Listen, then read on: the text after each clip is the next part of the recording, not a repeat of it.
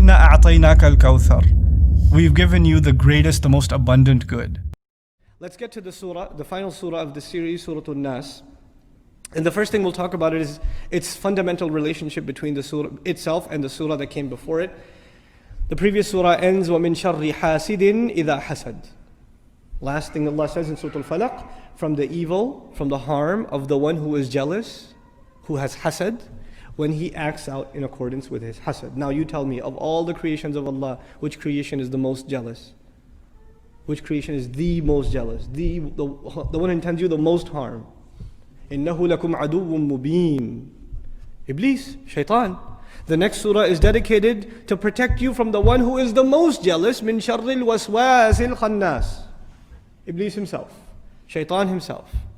So there's a logical progression. We asked in the end, from the protection from the harm of the one who has jealousy, and we get to the one who is the source of all of that jealousy. Even between human beings, when someone has jealousy, who inspires that jealousy in them? Who comes and puts waswasa in them to have that jealousy to begin with? So we identified the outwardly of the problem in Surah Al-Falaq, but the inwardly source, the ultimate source of that jealousy, Iblis himself, who comes and puts waswasa and says, why is that guy coming up? You need to do something about it.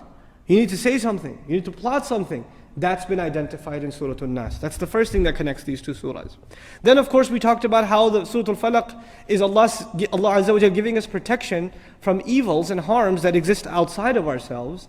But Surah An-Nas, evils that make their way inside of ourselves, our own nafs, nas themselves, the whispers of people that enter into our hearts, shaitan who is revolving in the chests of the people, inside of the people, fi sudurin nas.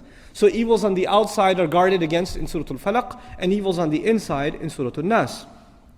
Another way of looking at it also is, the evils mentioned in Surah Al-Falaq are out of your control. Somebody blowing over knots, casting spells over you, trying to harm you because of jealousy. These are things outside of your control. So you're asking Allah's protection from them. But if you look at Surah An-Nas, the things that Allah is talking about, people whispering and giving you suggestions and, putting waswasa in you, whether or not you act on that waswasa, you will not be able to blame the one who whispered it to you. In other words, the liability in the previous surah is on the criminals who are engaged in the act of jealousy, engaged in the act of sorcery, engaged in the harm that they're trying to afflict on you in the darkness of the night. But in this surah, the responsibility will fall on who?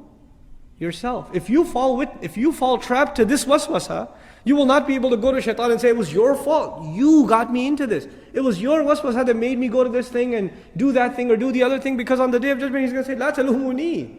Don't you blame me. No, blame yourself. I just sent the email. You're the one who clicked it. I just made the call. You're the one who picked it up. I just sent you the address. You're the one who drove there. I just gave you the invitation. That's all. The one acting on it was you, and in the end, you are the one that is responsible. So in this surah, the greater danger is mentioned, and one of the ways to look at it, once again, the evils mentioned in the previous surah, out of your control. And the evil mentioned in this surah, you are liable for yourself. You will have to answer for them yourself. And yet another way that it's been described by ulama, the relationship between these two, the previous harms what is outwardly, meaning harms your dunya. The hasad can harm someone can harm you with their hasad in your dunya. Magic can harm someone psychologically and things like that. These are things that affect your dunya. But the waswasa of shaitan harms what? Your deen, your akhirah, your iman. So now we have to compare dunya and deen, which is more precious, which has to be guarded more.